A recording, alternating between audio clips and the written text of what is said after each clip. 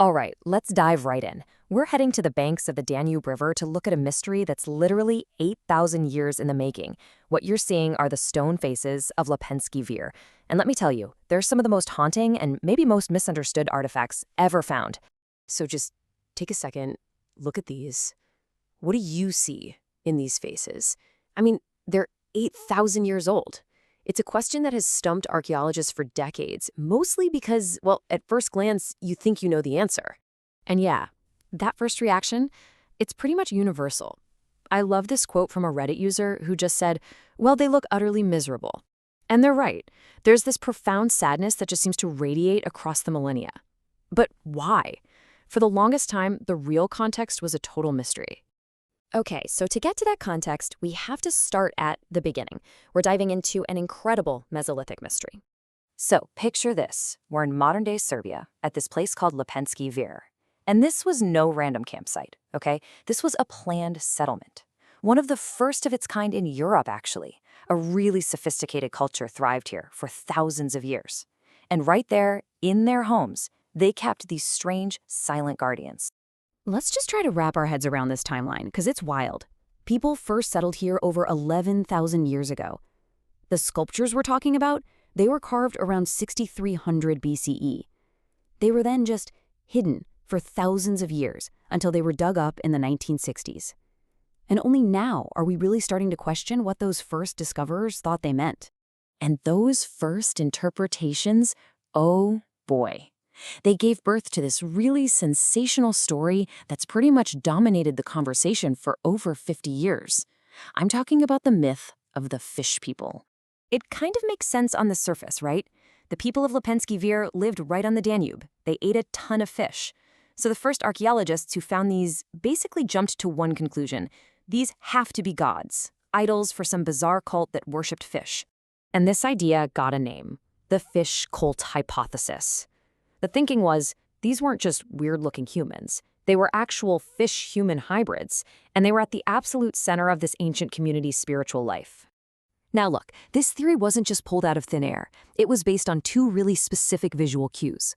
First, you've got these peculiar downturned mouths that, yeah, they look a bit like a fish's mouth. And second, there's a texture on at least one of the most famous figures that everyone immediately said, yep, those are scales. But you have to understand the time this theory came out. As Cogniarchy points out, back in the 1960s, the world saw prehistoric people as, and I quote, primitive savages. So a weird fish-worshipping cult, it fit perfectly into that distorted and, as we're about to see, totally wrong view of our ancestors. All right, so let's just toss that old lens aside for a minute. Let's start decoding these symbols with a fresh perspective and actually look at what the evidence is really telling us. Okay, let's start with that mouth. The fish cult theory looks at it and sees a fish. Simple enough. But what if we zoom out? If we look at prehistoric art from all over the world, an inverted, downturned mouth is a super common symbol. And you know what it means? It doesn't mean fish. It means death. It's a universal sign for loss, for crossing over from the world of the living. Okay, fine. But what about the scales? I mean, come on. This sculpture right here, it's known as the voting Navila or water fairy, has been the poster child for the fish cult idea for decades. And you can see why. That intricate pattern covering its body, I mean, what else could it be? Well, this is where the whole story flips on its head. On the left, you see the texture from the sculpture. On the right, that's what a tightly wrapped, swaddled baby looks like. Just look at them side by side. The resemblance is, well, it's uncanny. Suddenly, we're not looking at fish skin, we're looking at the texture of woven fabric. And that's the absolute game changer here. This pattern isn't biological, it's cultural. It represents a fabric, something like felted wool or bark cloth. It shows a practice seen in tons of ancient cultures for wrapping and carrying babies, you know, like in a papoose. And it gets even more specific. If you look really closely at the stomach area on the original sculpture, you can actually see a different pattern, like a band running across. That shows exactly where the wrapping would have been pulled tight. Now, that is not an anatomical feature of a fish. That is a very specific detail of a very human practice. So, okay, once you see the inverted mouth as a symbol of death and the scales as a swaddling cloth, wow, the entire meaning of these sculptures just transforms. We're not talking about a weird cult anymore. We're talking about a deeply, deeply human story of grief. So if they're not fish gods, Then what are they?